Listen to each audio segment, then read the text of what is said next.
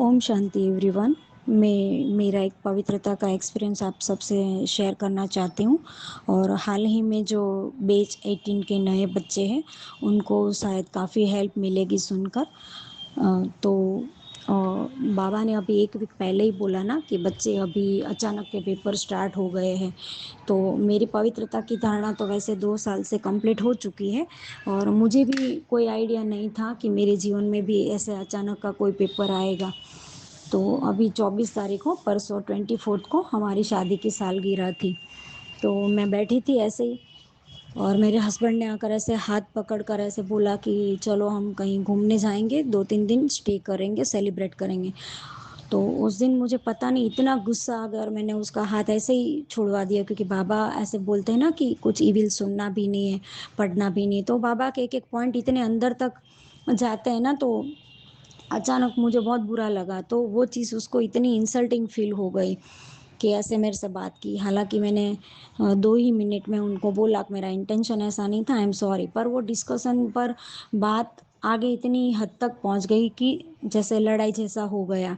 और बात बात में ऐसे बोल दिया उसने मुझे कि ये सब करना था तो शादी क्यों की मेरे से, तुझे ब्रह्मा कुमारी में चले जाना था तो मेरी लाइफ स्पॉइल कर दिए है वगैरह वगैरह। तो मैंने उसको पूछा कि कोई बात नहीं, अगर आप मेरे साथ खुश नहीं हो बोलो, कोई क्या रास्ता करूँ, मैं क्या करूँ आपके लिए। सिर्फ मेरी पवित्रता को छोड़कर आप जो भी बोलो मैं करूँगी।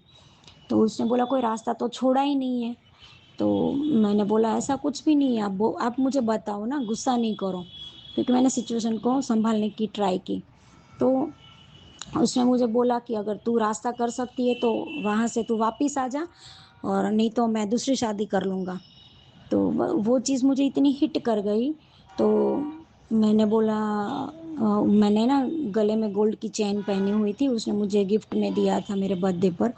और मेरे पास फ़ोन था, वो दोनों ही चीज़ मैंने उनको दे दी और बोला कि ठीक है मैं जा रही हूँ, आप जहाँ बोलो मैं साइन कर दूँगी और मैं आपके घर से कुछ भी लेकर नहीं जा रही हूँ। ऐसा करके मैं थोड़ा ऐसे खड़ी हुई और 2-3 कदम चली। उसने मुझे पीछे से ऐसे पकड़कर ज़ोर से ऐसे सोफ़े पर गिरा दिया। और क्योंकि उसको बहुत गुस्सा आ गया कि उसको लगा कि मैं एटीट्यूड दिखा रही हूँ। तो मेरे पेरेंट्स नहीं हैं, तो उसने ऐसे ही बोला कि कोई जगह है जो इतना एटीट्यूड बता रही है। तो मैंने ऐसे ही उसको बोल दिया कि हाँ मेरे तो है ना 3-4 सेंटर से ऐसे 8-9 महीने से मुझे बुला रहे हैं कि सेवाधारियों की ज़रूरत है, तो मेरे पास तो मेरा बाबा है, मुझे कोई टेंशन नहीं कि मैं कहाँ जाऊँगी। तो उसको बहुत बुरा लगा। और जैसे ही उसने मुझे पटका था ना, उस टाइम ही मैंने बोला बाबा आ जाओ, क्योंकि बाबा बोलते हैं ना कि आप जब भी मुझे पुकारोगे मैं आऊँगा। तो मैंने उस टाइम, उसने मुझे ज़ोर से गिरा तो मैंने तब बोला कि आ जाओ बाबा और मेरी मदद करो। और मुझे वो बाबा के वाइब्रेशन भी मुझे फ़ील हुए कि बाबा तुरंत हाज़िर था, सामने ही थे। तो जब उसने मुझे बोला ना कि मुझे एटीट्यूड दिखाती है, ऐसे करके हाथ ऐसे ऊपर किया मुझे ऐसे थप्पड़ मारने के लिए। पर वो अभी कर ही रहे थे ना ऐसे, उसके फ़ोन में रिंग ऐसे आई। तो उसने फ़ोन पे ऐसे हाथ नीचे करके फ़ोन उठा लिया और बोला ठीक है मैं 10 मिनट में आया। और वो तो चले गए हैं, पर ऐसा डोर एकदम पटक कर ऐसे गए। तो गुस्सा मुझे बहुत था, पर बाबा ने बोला ना कि गुस्सा भी विकार का भूत है। तो अब भूत आ तो गया है, पर मैं किसको दूँ? बाबा ने बोला है ना कि मुझे ही दे दो बच्चे। तो फिर मैं बाबा के रूम में गई और बाबा को बहुत डाँटा, बाबा को डाँटा मैंने। और पहला ही वर्ड यही निकला कि बहुत दूल्हा बनकर ऐसे घूमते-फिरते हो ना कि शिव की सजनिया, शिव की सजनिया। तो पता नहीं चलता है कि आपकी सजनिया ही मैं भी तो आपकी सजनिया ही हूँ ना। तो पता नहीं चलता कि आपकी सजनिया पर ऐसे वार होता है तो मैं जाऊँ और कुछ करूँ। तो देखो, आप हो तो मुझे सबूत दो और आओ और इस सिचुएशन को आप हैंडल करो, ठीक है?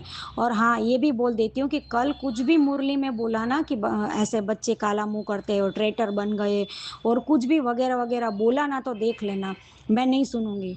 और कुछ भी मतलब गलत हुआ, मेरे साथ कुछ गलत हुआ, मेरी पवित्रता की धारणा भंग हुई या कुछ भी गलत हुआ ना मेरी लाइफ़ में, तो उसका ब्लेम मैं बाबा आपको ही करती हूँ।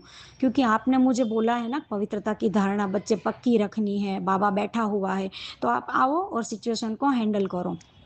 तो ऐसा करके बाबा को मैंने बहुत डाँटा, बहुत डाँटा।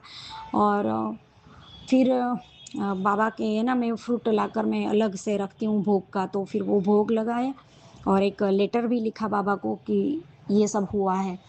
और फिर मैंने सोचा कि अब तो उसका फ़ोन आया कि मैं खाना खाने नहीं आऊँगा, लेट आऊँगा, तो तू खाना खा लेना। पर मैंने खाना भी नहीं खाया क्योंकि खाना बनाऊँगी और खाऊँगी तो मेरा टाइम चला जाएगा और मुझे योग करना था। तो मैंने बोला कि एक दिन नहीं खाऊँगी तो चलेगा, लेकिन योग अभी ज़रूरी है।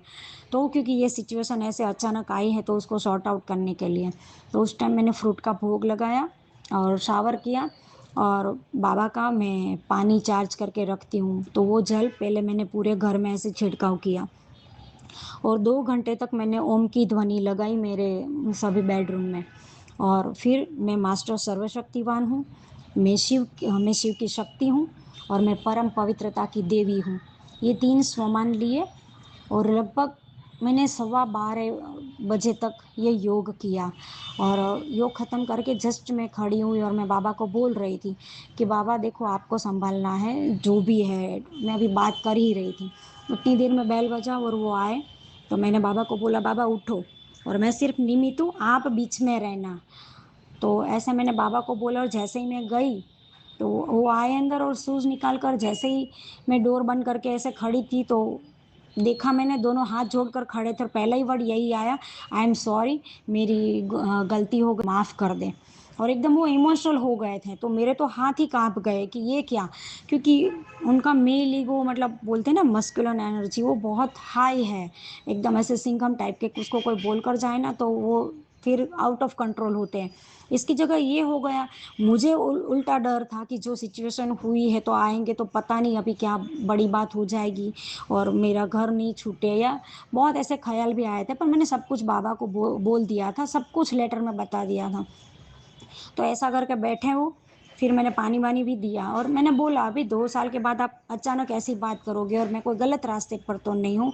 और सारा उसको समझाया कि आपके कपड़े भी तो मैं प्रेस करती हूँ, खाना बनाती हूँ, घर अच्छे से सँभालती हूँ, क्या नहीं करती हूँ, तो अचानक से क्यों ऐसे हुआ?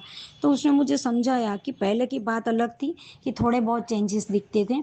अभी तू बाहर आती है तो कहीं खाना नहीं खाती है, तो 15 दिन से मेरे दोस्त लोग हैं ना मुझे ऐसे बोलते कि तू तेरी वाइफ को कंट्रोल ही नहीं कर पाता है, तू तो ऐसा शेर जैसा है और देख वो अभी ऐसे ब्रह्मा कुमारी इसके रास्ते पर चली गई ना, तो तेरी तो लाइफ अभी है ना खराब है, तू ध्यान रखना तेरा घर टूट जाएगा। तो बोले मुझे बहुत बुरा लगता था और मेरे मन में तो बात बहुत टाइम से थी, पर मैं बता ही नहीं पा रहा था। तो एक्चुअली ये टचिंग मुझे 8-10 दिन पहले भी आई थी कि वो जब भी मेरे युगल घर में आते थे ना, तो पता नहीं पर मुझे बहुत ऐसे बैड एनर्जी फ़ील होती थी कि कहीं कुछ होने वाला है। तो मैंने बाबा को ये बात भी बताई थी 10 दिन पहले और तभी मैंने ये स्वमन भी लिया था कि मैं परम पवित्र आत्मा हूँ, मैं पवित्रता की देवी हूँ। हालाँकि मेरी पवित्रता की धारणा थी तो मैंने सोचा भी कि धारणा तो मेरी पक्की है, तो फिर ये वाला क्यों लिया? तो पता नहीं था क्योंकि हमको पता नहीं होता है, बाबा को सब पता होता है ना कि आगे ये सिचुएशन आने वाली है। तो वो ये बाबा की ही टचिंग थी कि मुझे आगे से बाबा ने ऐसे प्रिपेयर किया। और फिर मैंने बाबा को वापस सॉरी और थैंक यू का लेटर भी लिखा और आज की मुरली में ही जब ये वर्ड आया कि बाबा दुल्हे राम ऐसा करके बाबा ने वर्ड्स बोला कि बैठा हुआ ही है ना आपकी मदद के लिए, मेरी एकदम ही मतलब है ना गूज़बम्प्स भी आ गए और हँसी भी आई कि जैसे आज बाबा मुझे छेड़ रहे कि कल शाम को रात को मैंने उसको डाँटा था ना कि दूल्हा बनकर फिरते हो, तो बाबा ने वो वर्ड इतना मतलब पकड़ कर रखा कि मुझे मुरली में आकर बोलता है कि दूल्हे राम तो बैठा ही है। तो इतना मस्त मेरा एक्सपीरियंस रहा और दिल से बाबा का मैं करोड़ों-करोड़ों बार धन्यवाद, जितना भी थैंक यू बोलूँ बाबा को उतना कम है क्योंकि बहुत अच्छे से जो मुझे एक्सपेक्ट नहीं था उतना बाबा ने सही कर दिया मेरे घर में।